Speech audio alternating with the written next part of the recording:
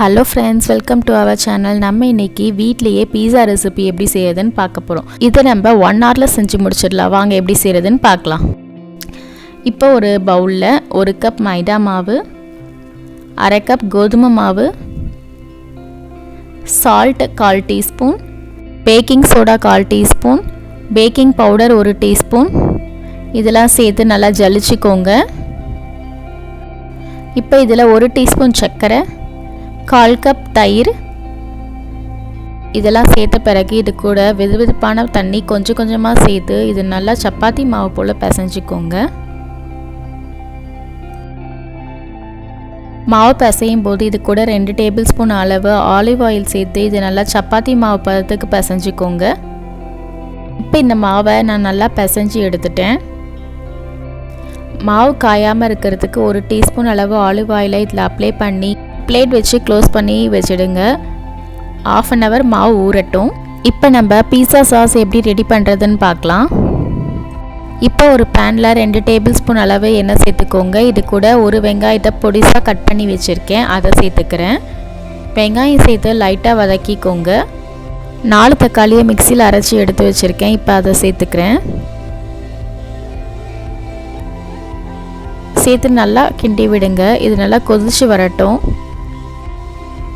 தக்காளி நல்லா கொதிச்சு வந்ததுக்கப்புறம் இதில் chilli flakes 1 teaspoon, oregano 1 teaspoon,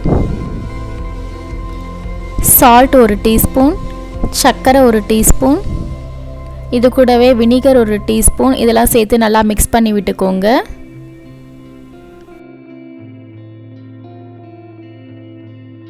எட்டு பல் பூண்டை நான் நல்லா பொடியாக நறுக்கி வெயிலில் காய வச்சு எடுத்து வச்சுருக்கேன். இப்போ அதை நான் சேர்த்துக்கிறேன். பூண்டை காய வச்சு சேர்க்கும்போது ஃப்ளேவர் நல்லாயிருக்கும்.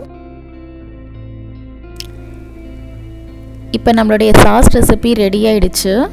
நம்ம இதில் வினிகர் சேர்த்துருக்கிறதால 2 வீக்ஸ் வரைக்கும் இதை நம்ம ஃப்ரிட்ஜில் வச்சு இந்த சாஸ் யூஸ் பண்ணிக்கலாம். இப்போ 1/2 hour ஆகிடுச்சு. மாவு நல்லாவே ஊறியிருக்கும். நான் இப்போ இதை 3 ஈக்குவல் பார்ட்ஸாக பிரித்து ஒரு பார்ட்டை எடுத்து இது போல் சப்பாத்தி கல்லை வச்சு உருட்டிக்கிறேன். எனக்கு பீஸாவோட பேஸ் தின்னாக கிறிஸ்பியாக இருந்தால் பிடிக்கும், அதனால் நான் இதை நல்லா தின்னாக உருட்டிக்கிறேன். தின்னாக உருட்டின பிறகு இதோட ஓரங்கள் எல்லாம் இது போல் பண்ணி விடுங்க. நம்மளுக்கு ஓரங்கள் மட்டும் கொஞ்சம் தடியாக இருக்கணும். மாவு நல்லா வேகணுன்றதுக்காக ஒரு ஃபோர்க் ஸ்பூன் வச்சு இது போல் ஹோல்ஸ் போட்டுக்கோங்க. இப்போ இதை ஒரு பேனில் சேர்த்து அடிப்பக்கத்தை வேக வச்சுட்டு அதே போல் திருப்பி போட்டு இன்னொரு பக்கத்தையும் வேக வச்சுக்கோங்க. 2 பக்கத்தையும் லைட்டாக வேக வச்சுட்டு இப்போ மேல் பக்கத்தில் இதில் pizza sauce,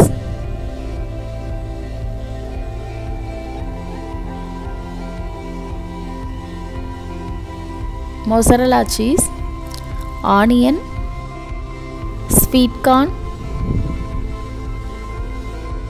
tomato, green capsicum, yellow capsicum,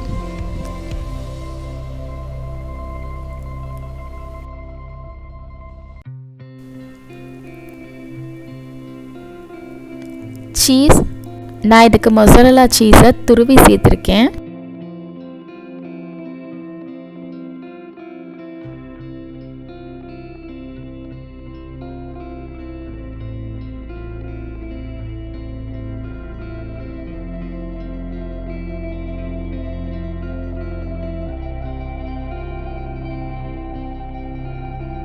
இது போல் ஃபில் பண்ண பிறகு இப்போ இதை க்ளோஸ் பண்ணி வச்சு லோ ஃப்ளேமில் 5 மினிட்ஸ்க்கு வேக விடுங்க.